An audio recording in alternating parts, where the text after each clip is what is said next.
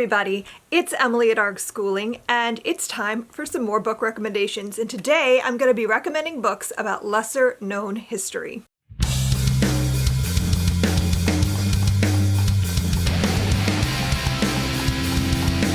So in my quest to give you recommendations based on the Build Your Library Reading Challenge, and this year's challenge is all about banned books, I am going to be giving you recommendations for the prompt to read a book about a lesser known history.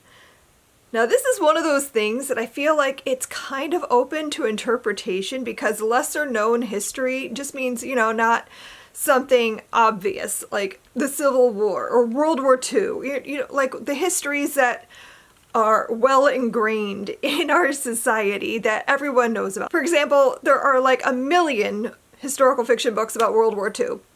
That would not fit into this category. However, if you found a book about World War II that covers an aspect of it that you've never heard of before, that might count for you as a lesser known history. So it is a little bit subjective, but let's go ahead and I'll share some of my recommendations that you might want to check out. Starting off with Gold Mountain by Betty G. Yee. I read this a couple of years ago and I loved it. This is a story about a girl who is in China and her brother dies and her father is arrested. And her brother was meant to go to America to work on the Transcontinental Railroad, but because he died, he left his ticket behind. And in order to get her father out of jail, she needs to have money. And so she decides to dress as her brother and go to America and become him and work on the railroad. And the story is about her kind of proving to herself that she can, in fact, do hard things. But it's also a lot about what it was like to be a Chinese person working on the Transcontinental Railroad. There's a lot about like the different sabotage between the different companies and so many things. I thought this book was really well done. It's very engaging.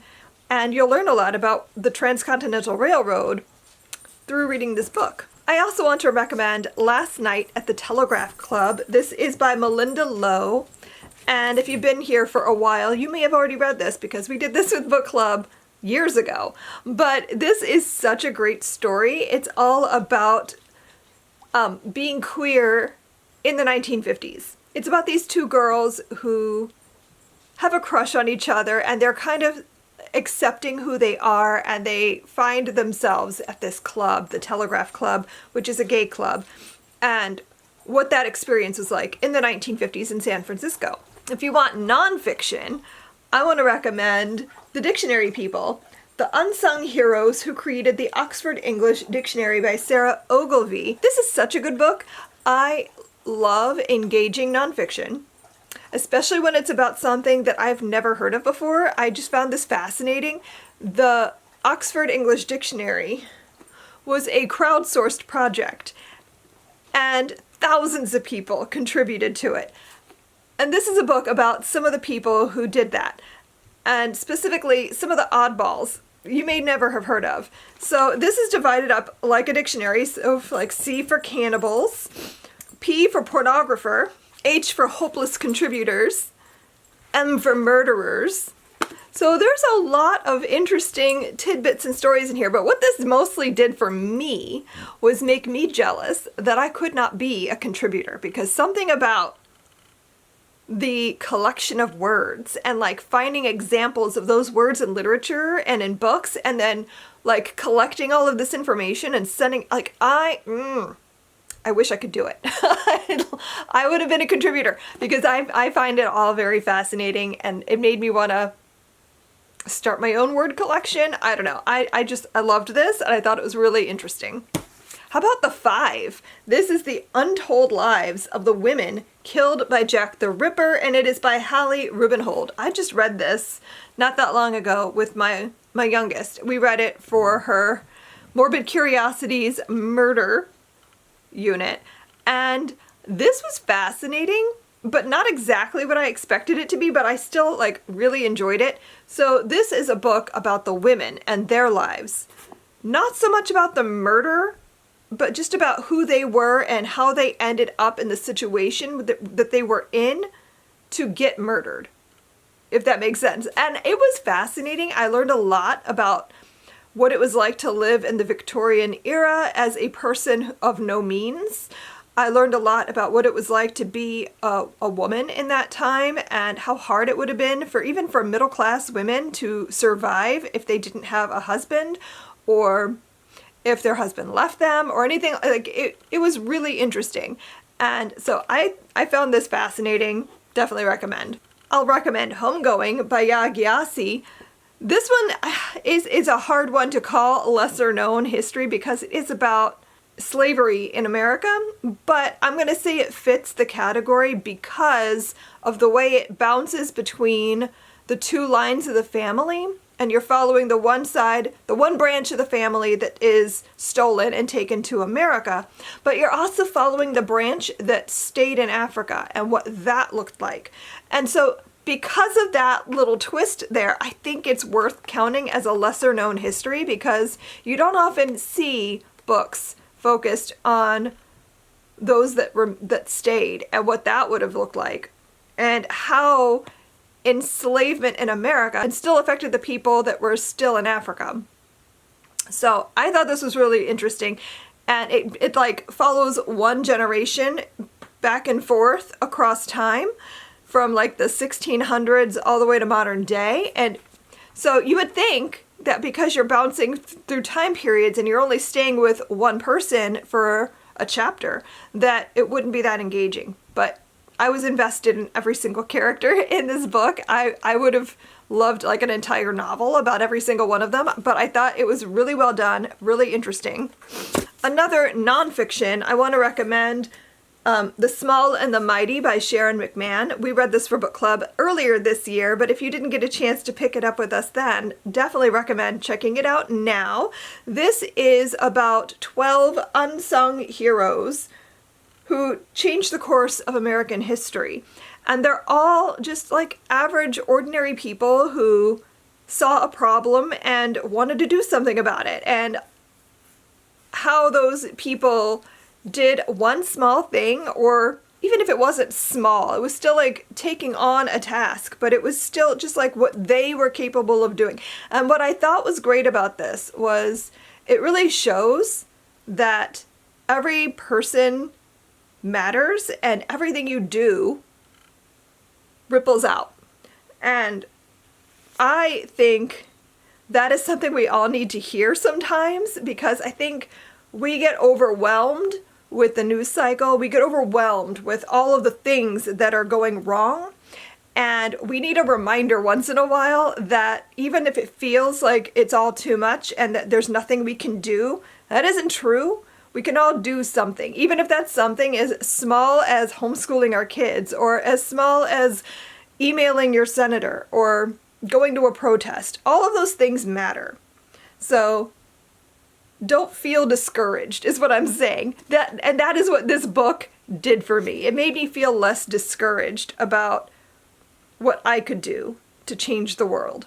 Next, I want to recommend Take My Hand. This is by Dolen Perkins Valdez. She also has a new book out called Happy Land. I'll put a picture here. And that is also a book that would count towards a lesser known history. But I haven't read that one. I have read this one. This is following a woman in the 1970s who is studying to become a nurse, and her first assignment is to go and see these two girls who are like barely teenagers, and she has to give them birth control. And she's like, but why? They're too little. Like, they're like 10 and 11 or something like that, 10 and 12, I can't remember now, but they're really, really young. And she's wondering why this was necessary. And it takes her on this journey to learn more about why they were trying to sterilize these young girls. And it was so good. This is one of those books where the main character is making choices that are from a good place, but are a little bit uncomfortable. and you want to side with her, but you also want to like rein her in, because she gets very over involved in the lives of this family, these girls and their father. And I thought this story was really well done. It was very disturbing to know that this is something that absolutely happened, not just in the Black community, but to Indigenous people as well. Like, they were sterilizing people that they thought were undesirable, that they didn't want having more children. And they were doing it before they were even old enough to even consider that an option. And so this is a really good read, but it is upsetting. But the story is really well done. Honestly, all of Ruta Sepetys' books would fall under lesser known history, but I'm going to recommend I Must Betray You. This one is about Romania. It's set in Romania in 1989, and it is all about what it was like to live there in this time period under a totalitarian dictator and how it affected everyone's lives. And you're following this one character, and he is like, they're all under constant surveillance, and he often imagines what it would be like to live in a place where, you didn't have to stand in line for hours of your day just to get a tiny bit of oil for cooking, where you didn't have to wonder who is actually watching and paying attention to you, where you could have open conversations with people and not fear for your life if, like, maybe they tell on you. Maybe you might say the wrong thing. This book was so good, but also very, like, shocking. Like, I'm aware that things like this happen, but you don't often, like, put yourself in the position of being in that situation, And that's what this book did, because you are in this boy's mind. You're in his life, and you're there and witnessing what it was like to be in Romania at this time. And it was really good. It was a really good read, and I definitely recommend checking this out. And all of Ruta Sepetys' books are young adult, so you could hand this to your teen if they are looking for something to read. And then I want to end on 2 middle grade selections if you want to have an easier read or if you want to do this with your kids. I'm going to recommend Free Water by Amina Lukman Dawson. I read this a few years ago and it won the Sybil's Awards. And I feel like I played a part in that because I fought so hard to get this book in the final round. I was like, please, this has to be in the finals. This is a story about a brother and sister who escape from slavery, and they find themselves living in the swamp in this little society of people who all escaped from slavery. And they live in this little commune in the swamp, and they all watch out for each other, and it was so interesting. I'd never heard of this before. Usually when you read about people escaping slavery, they're going north, but these people were like still in the South. They were still not even that far from the plantations, but they were in the swamp, kind of hidden away. And I thought that was really interesting. That is something I'd never read about before, and it definitely made me want to learn more about it. And I thought this was a really engaging read as well, just like getting to follow their lives and see what that would have been like. And then the last book I want to recommend is Lois Lowry's The Windaby Puzzle. This one's interesting because it's part historical fiction and part nonfiction.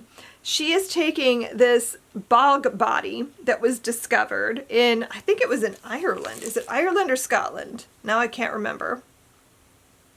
But an Iron Age bog body it's northern Germany. I'm nowhere near. So it was found, this bog body found in northern Germany from the Iron Age. And they didn't really know what they'd found. Like, they knew it was a body, but who was it and why were they there? So what she did was she took the research that was found about this body and kind of laid out and explained it to you.